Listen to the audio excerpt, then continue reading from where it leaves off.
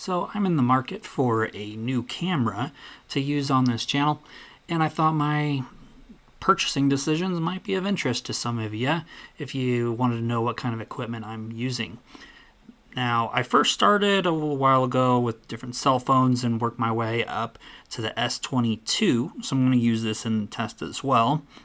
The Sony ZV1F is what I've been using up to this point.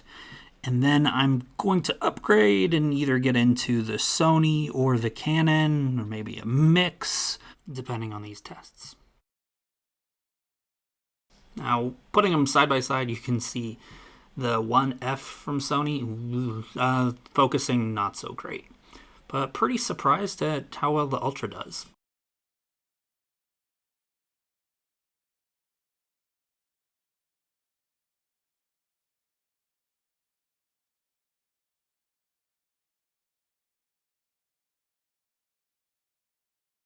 Now, the Canon and the higher-end Sony look actually pretty comparable when it comes to the zoom and everything else. When it comes to maybe exposure, that could be just a few of my settings. I tried to just keep it on auto.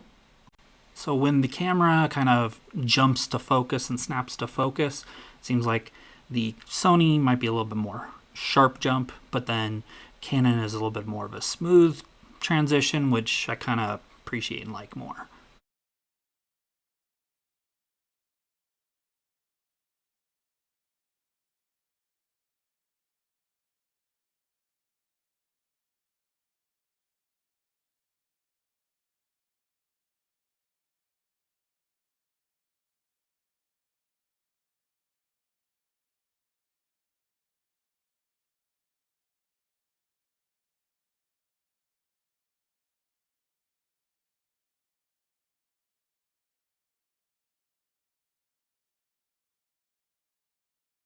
So here are all the individual files on full screen, so you can get a little more detail and take a look at everything that I was evaluating. Like I said, I'm trying to put this all in just auto exposure, automatic modes with them, but did play around with the modes a little bit more with the Canon and played around with it. Some of these you'll see I kind of get in and out of focus quite a bit. I'm trying to look at what actually is the minimum focus distance with this, which becomes very, very important.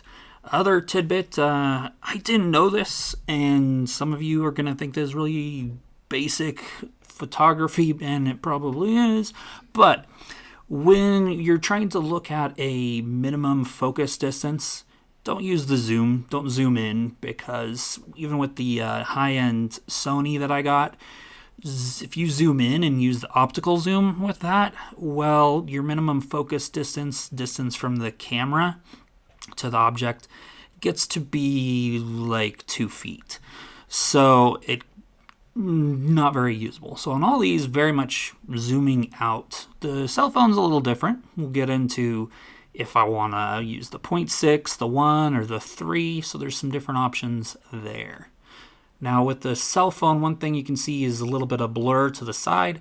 Could be a little bit of smudge or something on my lens. I'll have to see with that, but I don't plan on using the cell phone because, well, one, I got to make sure I clean the lens every time, where with a regular camera, that's not really something I have to worry about because I'm not putting it in my pocket all day long. And then the other thing is the viewfinder. So with the cell phone, I'm going to really have to be in a weird position and everything with how I have everything situated to be able to actually look at the viewfinder and the screen on it. However, with these other setups, they all have the tiltable camera viewfinder to it, so where you can actually see what you're focusing on, and has touch screen so you can pinpoint what you're focusing on. All super valuable with that. Also, both Sony and Canon have the ability where I can put this remotely to my tablet, so I might not even be using that screen very much because I'll just be able to look on my tablet and see if it's actually focusing the way I want it to. So here's just kind of my honest take with it. If you want to look through, next 10 minutes is just all the actual footage, full resolution. of everything that I was trying to use to evaluate. Let me know what you think. Am I going crazy and the Sony is the better one? Canon? By no means a professional photographer, so if your guys' different input, just let me know in the comments.